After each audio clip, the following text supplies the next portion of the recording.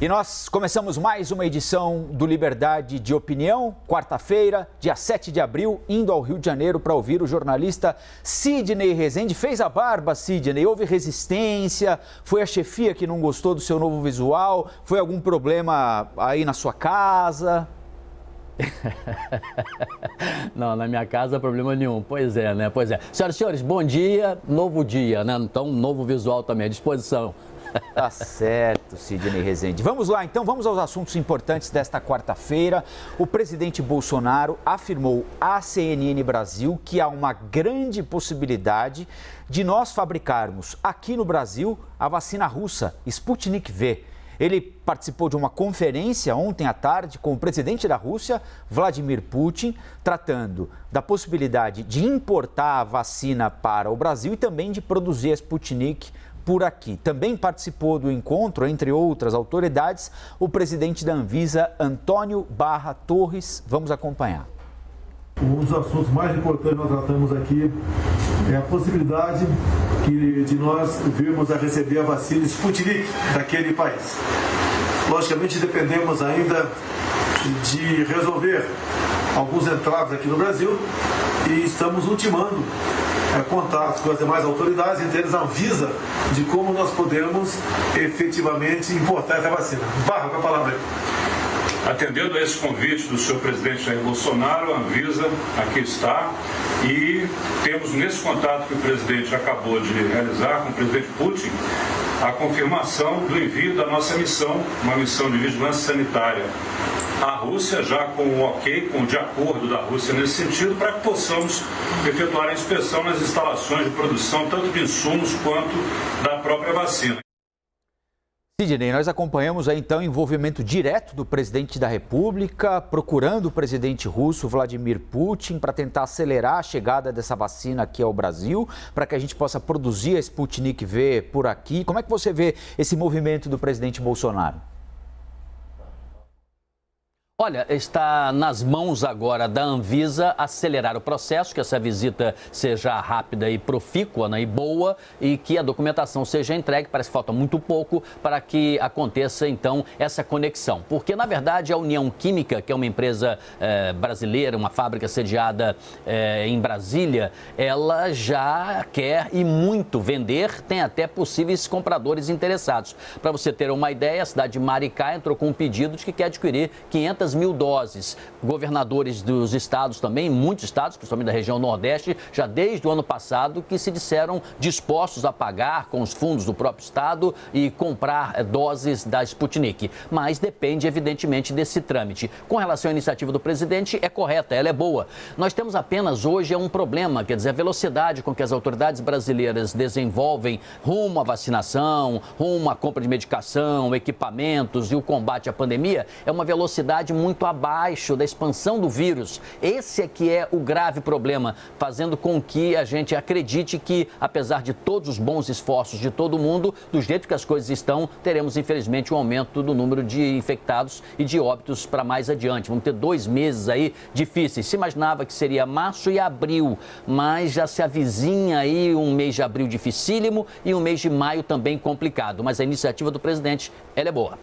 Agora, os governadores do Nordeste, que anunciaram por meio do consórcio a importação, a compra de doses já prontas da Sputnik V para que fossem entregues ao Plano Nacional de Imunização, estão reclamando da Anvisa, dizendo o seguinte: olha, a Sputnik V já está aprovada por várias agências no mundo, como a própria agência da Rússia, a agência argentina, com quem a Anvisa tem um relacionamento muito próximo, e eles dizem que há uma burocracia colocada agora desnecessariamente, essa viagem da Anvisa até a fábrica da Sputnik V na Rússia para testar as boas práticas de fabricação.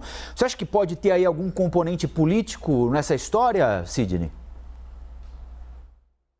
Sim, tem componente político, evidentemente, mas vamos imaginar o seguinte, que a Anvisa não exija da empresa e do consórcio, que é o fundo, né, russo, o mesmo que exigiu, por exemplo, da fabricante do Coronavac ou da AstraZeneca. Aí vai se dizer que tem um privilégio. A legislação já foi mudada para ser agilizada.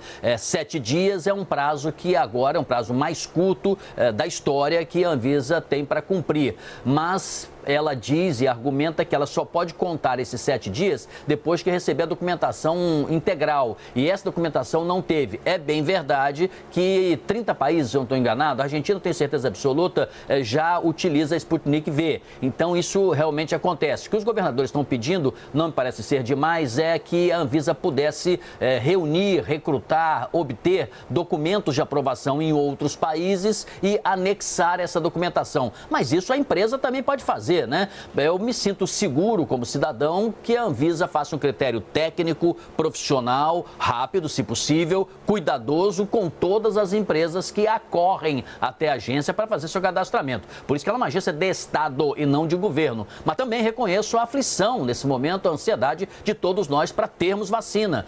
Hoje já se começa a dizer que a vacina não é a salvação como nós imaginávamos que fosse há 6 meses ou há menos de um ano. Hoje já precisamos, além da vacinação, a permanência do uso de máscara e você agora há pouco mesmo, você e a Elisa entrevistaram um infectologista que dizia aqueles 70% de vacinados que nós imaginávamos ser uma margem boa de segurança, pode ser que já tenha aumentado para 80% e nós não atingimos nem 10%. Então tem um elemento político sim, porque há essa pressão dos governadores, que eu entendo, mas há também uma situação muito delicada por parte da empresa, que na fase 3, principalmente, que é a fase mais importante, é que ela precisa ter esses documentos e a empresa precisa entregar esses documentos para a Anvisa. Vamos torcer para isso ser o mais rapidamente possível, claro.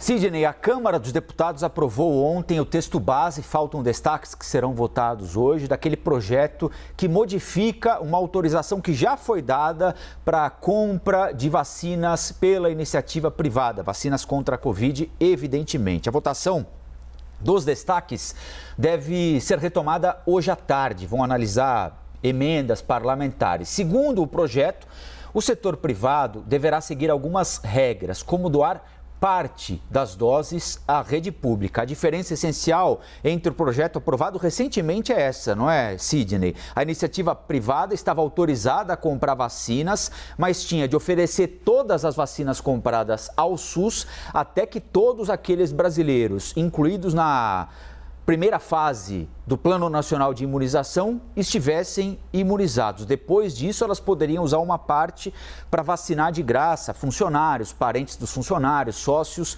dessas empresas. E é isso que muda nesse projeto aprovado agora na Câmara. Os empresários que comprarem as vacinas já poderão usar uma parte dessas vacinas para imunizar os seus funcionários. A relatora do projeto diz que o foco da ideia é o trabalhador. Vamos ouvir o que disse a deputada Celina Leão. Colocamos no texto que qualquer tipo de crime pode ter a sanção civil, que nós colocamos multa, né, aí no projeto de lei, e colocamos também a possibilidade das sanções penais também, para que as pessoas entendam que esse projeto não é um projeto comercial, a distribuição é gratuita e voluntária dos empresários, tem um duplo custo aí para o empresariado e tem um foco específico que é o trabalhador. E aí, Sidney, o que é que você acha da ideia? Bem, vamos lá, não temos tanto tempo assim, mas é uma subvenção e poderá ter uma isenção por parte daqueles empresários que aceitarem este modelo. A daí ter a vacina, a daí se pagar um preço de mercado, é uma outra história. Tem uma discussão ética? Tem uma discussão ética, porque as outras pessoas que não têm como pagar pela vacina, que tem que ser de fato gratuita para a ponta final, elas vão ter aí um fura-fila oficial, como se diz. Eu Eu sempre defendi aqui, e eu preciso ser coerente, né? Eu não sou daqueles que opinam hoje uma coisa, amanhã opina outra e vai conforme o vento, né? Então eu tenho que ser coerente com as minhas análises, né? O que eu sempre dizia? Que pelo menos se cumprisse as 3 fases principais. Nós já estamos em boa parte da fase 2 em parte do país, pessoas de 60 a 74 anos, e a fase 3, que é muito sensível, que é aquela fase em que se vacina pessoas com morbidades, com diabetes mellitus, hipertensão arterial grave, doença pulmonar, essa fase 3. A fase 1 mais a 2 mais a 3 faz alguma coisa com 50 milhões de doses. E nós, repare, não atingimos nem ainda 27 milhões de doses. Ainda tem que se percorrer estas fases estruturais. O Plano Nacional de Imunização não é de agora, gente. Ele não foi criado pelo General Pazuello. O General Pazuello deu vida, cumpriu de fato uma boa parte do que diz o plano, já que ele deixou o Ministério e agora cabe ao Dr. Queiroga prosseguir. Esse plano é de 1975, está em lei. E lei diz que tem que ser uma distribuição gratuita sim, ela tem que ser sistemática por órgãos, entidades públicas e quando for entidades privadas, é o caso, é objeto da sua pergunta, subvencionadas pelo governo federal, estaduais, municipais, em todo o território nacional. Então as empresas, elas vão ter uma contrapartida caso elas façam. Mas aí que está. Nós queremos uma sociedade que tenha castas cada vez mais, queremos ter uma sociedade que tenha mais divisão entre as classes, é isso que queremos? Ou queremos vacinar todos os brasileiros dentro de uma ordem sequencial em que você, eu e todos aqueles que temos hoje aí abaixo de 63 anos, por exemplo, estamos aguardando na fila ali ordeiramente. Sou a favor que se cumpra as fases, sou a favor que a centralização seja do Ministério da Saúde e que se cumpra rigorosamente a lei e que não se crie vantagens e facilidades para uma parte só porque tem dinheiro e que se crie de maneira ordeira uma fila gigantesca para quem não tem. Assim não dá, né? Bom, enquanto nós seguimos discutindo vacinas, e só discutindo por enquanto, né, porque temos poucas para oferecer aos brasileiros, batemos um recorde macabro mais uma vez. 4.195 brasileiros mortos por Covid nas últimas 24 horas. Este número é de um levantamento do Conselho Nacional dos Secretários de Saúde. Para que a gente tenha uma possibilidade de medir o que isso significa, Sidney, isso equivale a uma morte a cada 20 segundos. Então, um brasileiro morre a cada 20 segundos vítima do novo coronavírus. Pesquisadores da Fiocruz, que foram ouvidos aqui na CNN, dizem que só um lockdown nacional com duração mínima de 14 dias, 2 semanas, será capaz de conter o avanço da doença no país. Sidney, onde é que nós vamos parar? Se é que é possível fazer essa avaliação agora. O ministro da Saúde, Marcelo Queiroga, disse no sábado que a ordem é evitar o lockdown, exatamente o oposto do que dizem os pesquisadores da Fiocruz. Que perspectiva você vê para o país no curto, médio prazos, enquanto não houver uma vacinação em massa, Sidney? Dentro daquele raciocínio que se dizia há pouco, né, eu comentava que a velocidade das autoridades é bem mais lenta da expansão do vírus, acredito que vai acontecer o seguinte: nós nos acostumamos primeiro a trocar pessoas por estatísticas, por percentuais. Depois achamos que não ia passar por 1.000 pessoas por dia de óbitos e passamos por 1.000 pessoas, depois 2.000, depois 3.000, depois 4.000. Se eu disser que nós estamos no caminho de 5.000, eu já não sei o que o senhor e a senhora vai pensar, que eu sou louco ou que talvez passemos. Quando eu dizia aqui, de acordo com cálculos matemáticos, que chegaríamos aí a 500 mil de óbitos, 500 mil de mortes, 500 mil de brasileiros até outubro, por aquele número que tínhamos lá de mortes diárias, que já aumentou em 40%, certamente teremos essa estatística alcançada antes, talvez agosto. Então, o que é provável acontecer? Um aumento de casos nos meses que estamos agora, maio. Nesses 2 meses teremos um aumento. Se as vacinas não chegarem em quantidade, também não é certeza que pararão o número de mortes, mas pelo menos aumentará o número de pessoas imunizadas para enfrentar o vírus. E a imunização ela demora um pouco, porque em 2 doses tem um certo tempo após a segunda dose ainda para esperarmos aí 3 meses de frente, conforme aqueles que forem vacinados agora ou os que vão ser vacinados daqui a 60 dias, né? Quem tem, por exemplo, na casa aí de, sei lá, de 35, 40 anos, certamente vai ser vacinado em em junho. Então, haverá certamente um aumento de infectados, um aumento de óbitos e nós teremos um número percentual maior do que temos hoje. Não sei se vamos ver com um certo espírito de normalidade ou se nós chegaremos mais adiante e a pressão social vai ser tão grande que o ministro Queiroga mude o que ele está dizendo hoje e tenha que dizer, infelizmente, vamos ter que fazer um lockdown ou temos que tomar uma atitude, ainda que localizadamente, em importantes capitais e cidades brasileiras e áreas metropolitanas para enfrentar a doença. Araraquara conseguiu, com o lockdown que fez, de 14 dias, 2 bons resultados. Não tivemos lá registros de mortes nos 2 últimos dias.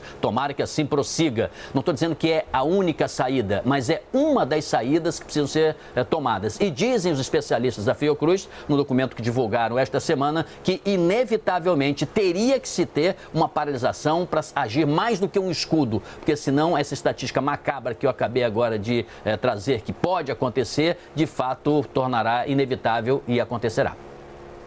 O novo ministro da Justiça e Segurança Pública, Anderson Torres, já escolheu um novo chefe para a Polícia Federal. O delegado Paulo Maiorino é o novo diretor-geral da PF. Ele substitui Rolando Souza. Com a mudança, a Polícia Federal chega ao 3º chefe em 2 anos e 3 meses de governo. O delegado Paulo Maiorino já foi secretário de Segurança do Supremo Tribunal Federal na gestão do ex-presidente Dias Toffoli, já trabalhou no governo Alckmin, em São Paulo, o último mandato de Geraldo Alckmin como governador do estado, foi secretário de Esporte, Lazer e Juventude na gestão tucana em São Paulo, foi subsecretário de Segurança também na gestão Agnello Queiroz no Distrito Federal. Como é que você avalia o perfil do novo delegado-geral da Polícia Federal em Sidney? Primeiro, o ministro da Justiça pode e deve montar a sua equipe com pessoas da sua confiança. Perfeito, sem problemas. Com relação a termos um delegado da Polícia Federal, um novo comandante ali, um novo líder com experiência em governos variados, de partidos diferentes, zero de problema. Isso só mostra a competência e experiência dele. Se imaginava que o antecessor, Rolando de Souza, pudesse fazer uma gestão na Polícia Federal não republicana ou uma gestão favorável ao presidente e tal, e não, ele fez uma gestão profissional, em geral profissional. E assim espero que o novo delegado da Polícia Federal o faça. O presidente já disse, você se recorda disso, naquela reunião de 22 de abril, fatídica reunião, que ainda era o ministro da Justiça, Sérgio Moro, que ele necessitava de mais informações, que ele até conseguia da ABIN, por exemplo, mas não conseguia essas informações da Polícia Federal. E quem tem informação tem tudo e que é necessário ter informação. Dentro dos limites da lei, do seu ofício, da sua atividade, tanto do ministro como do diretor-geral da Polícia Federal, problema nenhum. Então, a princípio, eu vejo com tranquilidade. Agora, há casos que o presidente da República se interessa diretamente. Agora mesmo existe um processo que envolve Jair Renan Bolsonaro, que é o chamado 04, né, filho do presidente, e a Procuradoria do Distrito Federal quer saber se houve algum caso de crime de tráfico de influência feito pelo rapaz ou não. Esse processo está lá na Polícia Federal. É só tratar de maneira republicana, tratar como a lei determina e eu acho que está tudo certo. A princípio, vamos ver com bons olhos, né, essa nova equipe. Vamos ver se ela funciona bem. Muito bem, Sidney. Foi bom mais uma vez ouvi-lo aqui no Liberdade e nós voltamos a conversar amanhã, combinado? Um abraço, Colombo. Até amanhã. Até logo.